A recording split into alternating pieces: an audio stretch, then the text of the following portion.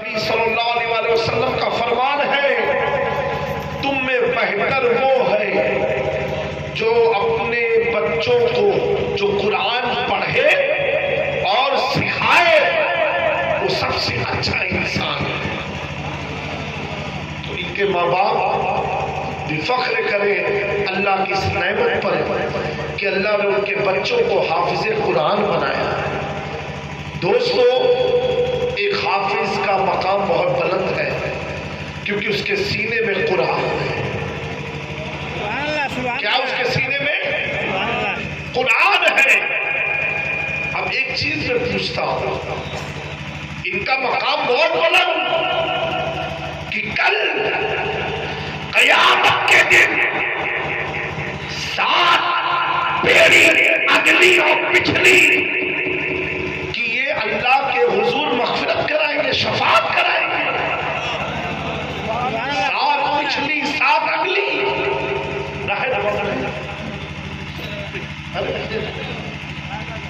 کرائیں گے۔ اب میں ایک چیز پوچھتا ہوں، کون سی چیز ان سے شفاعت کروا رہی ہے؟ کون سی چیز؟ بلند آواز سے بولو نا۔ قرآن جو انہوں نے حفظ کیا۔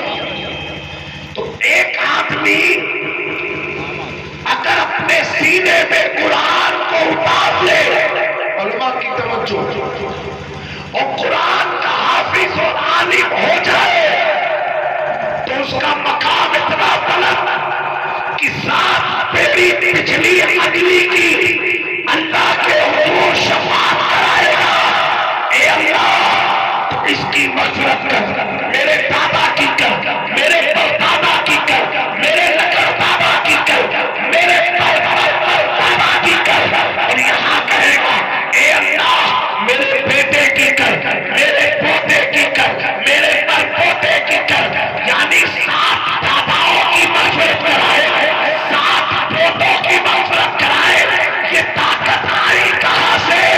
تو رب کعبہ کے محبوب کا فرمان کہتا ہے، یہ طاقت انہیں حفظ قرآن سے ملا، علم دین سے ملا۔ اگر کوئی حافظ اور عالم دین ہو تو اس کا مقام اتنا بلند کہ وہ پچھلی اگلی سات پیڑیوں کی مغفرت کراتا ہے۔ وجہ کیا ہے؟ سینے میں قرآن ہے۔ وجہ کیا ہے؟ سینے میں معرفت قرآن ہے۔ وجہ کیا ہے؟ سینے میں کنز ایمان ہے۔ وجہ کیا ہے؟ حدیث ہے۔ وجہ کیا ہے؟ تفسیر ہے۔ میں نے کہا سن لیو، اگر کسی کے سینے میں قرآن آ جائے وہ مغفرت کرا سکتا ہے، تو جس کے سینے میں آمنہ کا لال آ جائے تو بجے امام عشق محبت آثار ہے سنت، امام احمد رضا کہتے ہیں عرش کیا کہے، مسرت رفعت رسول اللہ کی دیکھنی ہے حشر میں عزت رسول۔ نعرہ تکبیر، نعرہ رسالت، عظمت قرآن، عظمت قرآن، نعرہ تکبیر، نعرہ رسالت۔ تھوڑا ایکو کم کرنا اس مائک کا۔ میرے پیارو، اگر قرآن آ جائے تو آدمی اتنا عظمت والا ہو جائے، اللہ اکبر، جس کے دل میں صاحب قرآن آ جائے، جس کے دل میں آمنہ کے لال آ جائے، اللہ اکبر۔ تبھی تو عاشق نے کہا سنا ہے آپ ہر عاشق کے گھر تشریف لاتے ہیں۔ کچھ لوگ کہتے ہیں گھر کو کیوں سجاتے ہو، جھنڈے کیوں لگاتے ہو؟ میں نے کہا یہ اپنے اپنے مقدر کی بات ہے۔ بارات جس کے گھر آتی ہے اسی کا گھر سجتا ہے، پورے محلے کا نہیں۔ گھر سجا کے ہم نے بتا دیا، سنا ہے آپ ہر عاشق کے گھر تشریف لاتے ہیں، میرے گھر میں بھی ہو جائے چراغ آیا۔ میرے دوستو، بزرگوں، یہ صحابہ کی عظمت اتنی بلند کیوں ہے؟ انہوں نے بھی کلمہ پڑھا جیسا کلمہ آپ نے پڑھا۔ آپ نے کیا پڑھا؟ کچھ تو منہ سے بولو. ہاں پورا مجمع مل کر کے کلمہ پڑھے. محمد رسول. یہی تو ابو بکر نے بھی پڑھا, یہی تو عمر نے پڑھا, یہی تو عثمان نے پڑھا, یہی تو حیدر کرار تمام صحابہ نے پڑھا. تو فرق کیوں ہے؟ تم نے, ہم نے پڑھا لا الہ الا اللہ, نہیں ہے کوئی معبود اللہ کے سوا. ٹھیک ہے, اس کا ترجمہ. اور محمد صلی اللہ علیہ وسلم اللہ کے رسول ہیں. ارے زندہ دلی سے بولو سبحان اللہ. ہے یہ تم نے, ہم نے پڑھا. وہاں پڑھانے والے کون ہیں؟ ہمارے آقا. پڑھانے والے, پڑھنے والے نہیں, پڑھانے والے. اب آقا بیٹھے ہیں مکہ میں, اور مکے میں بیٹھ کے آقا کریم فرما رہے لا الہ الا اللہ, نہیں ہے کوئی معبود, نہیں ہے کوئی معبود. تم نے پڑھا, ہم نے پڑھا. اب آقا جو پڑھ رہے وہ سنو, نہیں ہے کوئی معبود, یعنی آقا بیٹھے ہیں مکہ میں, دائیں دیکھا کہا نہیں ہے کوئی معبود, بائیں دیکھا نہیں ہے کوئی معبود, اوپر کی طرف دیکھا نہیں ہے کوئی معبود, زمین کی طرف دیکھا نہیں ہے کوئی معبود. پھر مصطفیٰ نے کہا الا اللہ, جہاں دیکھا ہوں صرف اللہ ہی کا نام. جہاں دیکھا پورب دیکھا کچھ نہیں, صرف اللہ ہی اللہ. پچھم دیکھا کچھ نہیں, صرف اللہ ہی اللہ. زمین پر دیکھا کچھ نہیں, اللہ ہی اللہ. آسمان کی طرف دیکھا کچھ نہیں, اللہ ہی اللہ. یعنی مصطفیٰ جب پڑھاتے ہیں تو سارا منظر, ساری مشیت خدا بندی کو دیکھ کر کے کہتے ہیں لا الہ الا اللہ, لا الہ الا اللہ. اب پڑھنے والے نے پڑھا لا الہ الا اللہ, ہم نے بھی پڑھا لا الہ الا اللہ. اب پڑھانے والے پڑھا رہے ہیں محمد رسول اللہ. اب پڑھنے والے اور ہم وہ پڑھنے والے, ہم پڑھنے والوں میں فرق اتنا رہا. آپ نے پڑھا محمد رسول اللہ, آپ نے پڑھا محمد رسول اللہ. اب وہ جو پڑھ رہے ہیں تو سورہ والضحیٰ بھی دیکھ رہے ہیں, حضور کی زلفیں بھی دیکھ رہے ہیں, حضور کا دندان بھی دیکھ رہے ہیں, حضور کا لب بھی دیکھ رہے ہیں, پورا وجود مصطفیٰ بھی دیکھ رہے ہیں. تو مسلمانوں اگر بنتے مصطفیٰ پر کلمہ ہم پڑھتے ہیں, ہماری عظمت کعبے سے بلند ہے. ایک کعبے کو شہید کرنے کا اتنا گناہ نہیں ہے جتنا ایک مومن کے دل کو دکھانے کا گناہ ہے. اللہ اکبر. اب اندازہ لگاؤ, ہم نے مصطفیٰ کو دیکھا نہیں, تب پڑھ رہے ہیں. جنہوں نے دیکھا ہے انہوں نے جب پڑھا ہوگا تو ان کے مقام کا اندازہ کیا لگا سکتے ہو. میرا امام کہتا ہے اہل سنت کا ہے بیڑا پار, اصحاب حضور نچ رہے اور ناؤ ہے ہجرت رسول اللہ. نعرہ تکبیر, نعرہ رسالت, اولاد مفہوم سنت, مفہوم سنت کانفرنس, جشن دستار حفظ القرآن. نعرہ تکبیر, نعرہ رسالت. دوستو ایک بار نبی پاک صلی اللہ علیہ وآلہ وسلم حضرت ابو بکر کے گھر تشریف لے گئے اور رات میں گئے. مولانا ابھی بات 2 منٹ سن لو, اس سے کیا ڈسٹرب ہوتا ہے. حضرت ابو بکر کے گھر گئے, رات میں گئے اور کہا اے ابو بکر, ایک رات میں تمہارے گھر آؤں گا, تیار رہنا, ساتھ میں چلنا ہے. حضرت ابو بکر نے عرض کیا ٹھیک ہے یا رسول اللہ. حضور چلے گئے اپنے گھر. جانے کے بعد میرے پیاروں صحابہ ہوتے کیا ہے, صحابہ ہوتے کیا ہے. آج جو لوگ تبرہ کرتے ہیں ان سے کہو پہلے اپنے ماں باپ کے وفادار بنو تو صحابہ کو سمجھ پاؤ گے, پہلے اپنے پیر کے وفادار بنو تب صحابہ کو سمجھ پاؤ گے. صحابہ بازاروں میں بیٹھ کے سمجھنے والی چیز کا نام نہیں ہے. صحابہ قرآن کو پڑھ کے مسجد میں عبادت کرنے کے بعد سمجھ لیا. صحابہ پان گٹکا مسالہ کھا کے سمجھنے والی چیز کا نام نہیں ہے. صحابہ پاکیزہ دل کو سمجھ میں آتے ہیں، پاکیزہ ذہن کو سمجھ میں آتے ہیں۔ اب دوستو ایک دن، دو دن، تین دن، مہینہ بیت گیا، حضور نے کہا ابو بکر میں آؤں گا۔ مہینے بیت گئے، کچھ سال بیت گئے، کچھ سال چلے گئے، کچھ مہینوں کے بعد رات میں حضور پاک صلی اللہ علیہ وسلم گئے ابو بکر کے گھر۔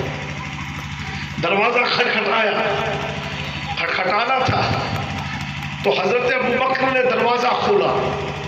حضور پاک دیکھ کے حیران، کیونکہ ابو بکر بالکل تیار کھڑے ہیں۔ میرے آقا پوچھتے ابو بکر تم کو کس نے بتایا کہ میں آج آنے والا ہوں؟ بولو بولو، تمہیں کس نے بتایا؟ ابو بکر صدیق عرض کرتے حضور کسی نے نہیں۔ تو پتا کیسے چلا کہ آج میں آنے والا ہوں؟ تم تیار کھڑے ہو بھی رات کے اندھیرے میں؟ کہا حضور کچھ مہینے سال پہلے جب آپ آئے تھے آپ نے کہا ابو بکر ایک رات میں آؤں گا، تیار رہنا، ساتھ چلنا ہوگا۔ کہا یا رسول اللہ آپ پر میرے ماں باپ قربان، اس رات سے آج کی رات ہو گئی۔ ابو بکر سویا وہی راتوں رات کھڑا رہتا تھا، کب وہ صفائی گئی۔ نعرہ تکبیر، نعرہ رسالت، مقام صحابہ، مقام صحابہ، نعرہ تکبیر، نعرہ رسالت۔ پوری رات میں کھڑا رہتا تھا، کب حضور آئیں گے مجھے لے کے جائیں گے، کب حضور آئیں گے مجھے لے کے جائیں گے۔ میرے پیاروں، جو صحابی رسول اپنی نیند کو مصطفیٰ کے لیے قربان کر دے، یا تو نماز نہیں پڑھ پا رہے ہو، داڑھی نہیں رکھ پا رہے ہو، برائی سے بچ نہیں پا رہے ہو، شراب نوشی چھٹتی نہیں، جوا کا اڈا چھٹتا نہیں، پان کی دکانیں چھٹتی نہیں، چائے کی دکان چھٹتی نہیں، برائیوں سے رکنا نہیں، لوگوں پر تہمت لگانا، کسی کی عورت پر عیب لگانا، کسی کی بچی پر عیب لگانا، ماں باپ کا کہنا نہ ماننا، اور چلے ہو صحابہ کو ڈانٹنے، چلے ہو صحابہ کو آزمانے۔ ارے صحابہ ایسے سمجھ میں نہیں آئیں گے، ان کو سمجھنے کے لیے دل کا پاک ہونا ضروری، مزاج کا پاک ہونا ضروری، کردار کا پاک ہونا ضروری، کیونکہ جو پاک ہوتے ہیں وہ پاکی میں رہتے ہیں، جو ناپاک ہوتے ہیں وہ ناپاکی میں رہتے ہیں۔ میرے دوستو، جب حرمت شراب کی آیت نازل ہوئی، پہلے شراب حلال تھی، بعد میں حرام ہوئی۔ جب ہوئی تو ایک صحابی رسول جن کے شراب کا بزنس تھا، وہ کئی مٹ کا شراب لے کے جا رہے تھے، اور ایک آدمی آواز دیتا ہے پورے علاقے میں، ایک صحابی کہ سنو اے اہل ایمان، نبی پاک صلی اللہ علیہ وسلم نے فرمایا آج سے میری امت پر شراب حرام۔ وہ صحابی جو لاکھوں کا مال لیے ہوئے تھے ہاتھ میں، انہوں نے کہا دل میں میرے نبی نے کہا حرام، کہا حرام، پورا مٹکا لیا سڑک پر پھینک دیا، پورا مٹکا پھینک دیا۔ صحابہ نے گھروں سے شراب کے مٹکے پھینکنا شروع کیے۔ تاریخ گواہ ہے ایسا لگتا تھا کہ مکے میں شراب کا طوفان آ گیا، سب نے پھینکنا شروع کر دیا۔ حضور نے ڈائریکٹ نہیں کہا، صرف حضور کے غلام نے کہا، نبی پاک نے فرمایا شراب حرام، گھروں سے شرابیں نکل گئی۔ یہاں 1400 سال سے مولانا چلا رہے حرام، اور چھوٹ نہیں پا رہی ہے، اور چلے صحابہ کو ناپنے کے لیے، چلے اہل بیت کو ناپنے کے لیے۔ میرے دوستو، ایمان اور جنت کا سودا اتنا سستا مت سمجھنا، اتنا سستا مت سمجھنا۔ اس غفلت میں مت رہنا کہ ہم تو نیاز کرا دیے ہیں جنت مل جائے گی. اللہ نے فرمایا قرآن ہدایت ہے متقیوں کے لیے. پھر آگے فرمایا الذین یؤمنون بالغیب، قرآن ان کے لیے ہدایت جو غیب پر ایمان لاتے ہیں. وَيُقِيمُونَ الصَّلَاةَ، اور پھر نماز کو قائم کرتے ہیں. وَمِمَّا رَزَقْنَاهُمْ يُنْفِقُونَ، اور اللہ کے دیے ہوئے مال کو اس کی راہ میں خرچ کرتے ہیں. یہ کب آیا ہے؟ تیسری دفعہ میں. پہلے کیا ہے؟ جو غیب پر ایمان لاتے ہیں، نماز کو قائم کرتے ہیں. میرے پیاروں، اگر نماز نہیں ہے تو کوئی چیز کام نہیں آنے والی. نماز ہے تو سارے مستحبات آپ کی زندگی میں آپ کو چار چاند لگا دیں گے. میرے پیاروں، ان مدرسوں کو مضبوط کرو، مدرسے کے ادارے کو مضبوط بناؤ. کیوں؟ جب میت ہوتی ہے گھروں میں، مردہ کی لاش رکھی گئی، توجہ سے سننا، اس وقت آپ لوگ کیا کرتے ہیں؟ ارے یہاں کیا کرتے ہو؟ کچھ تو بولو. گھر میں میت ہوئی گئی، اس کے بعد ہوت کا ہے؟ ارے کچھ تو بولو، کیا ہوتا ہے؟ کائے کی دفن کرنے کی تیاری ہوتی کہ پہلے ہی تیاری ہوتی؟ مولانا صاحب کا بتائے دو، رشتہ داران کا بتائے دو کہ انتقال ہوئی ہوا کھڑا ہے. پہلے یہ مولوی صاحب آیا، اچھا انتقال، تو اب ایک مولانا بیٹھا دیا کہ حضرت فلاں ہمارا بیٹوا بمبئی سے آئے والا ہے، 12 گھنٹہ لگی، ابھی دفنائے کا نہیں ہے. تو کیا کرے کا ہے؟ کلام پاک بیٹھ کے پڑھا جائے، آیت کریمہ پڑھی جائے. میں نے پوچھا ہے نوجوان، قرآن کیوں پڑھ رہا ہے؟ کہا حضرت میری اماں کو سکون ملے گا، میرے اماں کے قبر کے عذاب کم ہوگا، ان کی قبر نور والی ہوگی. حضرت ان کے گناہ کو اللہ معاف کر دے گا. میں نے کہا بابو سچے کہا تو کہ جھوٹ؟ کہا تو نہیں، سچی بات. ہم نے کہا پڑھا تو ہو اور اماں کا سکون ملت ہے، اس کی قبر میں نور ملت ہے، اس کی قبر پر رحمت مل رہی ہے، اس کے سوال جواب میں آسانی ہو رہی ہے، اس کے کمرے کے اندھیرے کو اجالے میں بدلا جا رہا ہے، اس کے گناہوں کو اللہ کی بارگاہ میں اللہ کے کرم سے مغفرت ہو رہی ہے. کہا ہاں حضرت یہی. میں نے کہا نادان تو سچ بول رہا ہے کہ جھوٹ؟ کہا نہیں حضرت قسم کھا کے کہہ رہا ہوں یہ بات سچی ہے، جھوٹ نہیں ہے. یہی میں نے امام سے سنا، یہی میں نے خانقاہ میں سنا، یہی میں نے قرآن سے سیکھا، یہی میں نے حدیث سے سیکھا. میں نے کہا بابو تمہاری اماں تو مر گئی، پر تم رہے ہو، ثواب اس کو مل رہا ہے، پر تم رہے ہو، درجات اس کے پر تم رہے ہو، آسان میرے اس کے پر تم رہے ہو، قبر کا اندھیرا چھٹ رہا ہے. میں نے کہا نابار، جب تیرا پڑا ہوا قرآن مردے کو فائدہ دے رہا ہے، کاش کہ تو زندگی میں پڑھ دیا ہوتا، کوئی ادھر کے چکر نہ لگاتا، قرآن کو پڑھتے جاتا، اللہ کامیابی دیتے جاتا، روز دیتے جاتا، ترقی دیتے جاتا. کیونکہ جب اوروں کی کتاب کو پڑھ کے، توجہ، جب اوروں کی کتاب کو پڑھ کے تم انجینئر بن سکتے ہو، ڈاکٹر بن سکتے ہو، تم پروفیسر بن سکتے ہو، لٹریچر بن سکتے ہو، سائنسداں بن سکتے ہو. اللہ اکبر. جب غیروں کی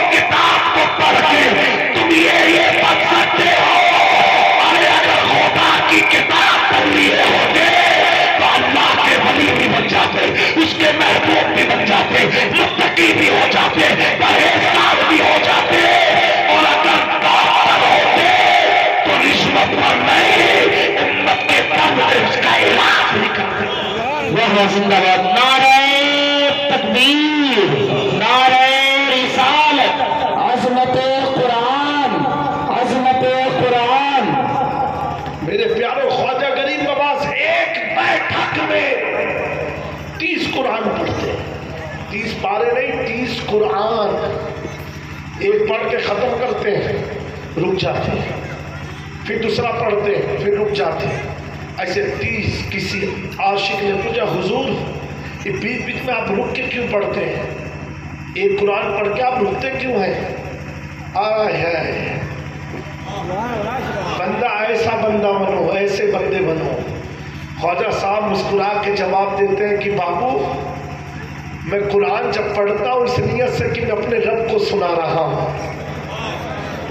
میں اپنے رب کو سنا رہا ہوں۔ اور کہا جب ایک قرآن پڑھ لیتا ہوں تو بند کر کے انتظاری کرتا ہوں جب میرا رب کہتا کوئی ہوتی ہے پھر سے پڑھو، پھر میں پڑھنا شروع کر دیتا ہوں۔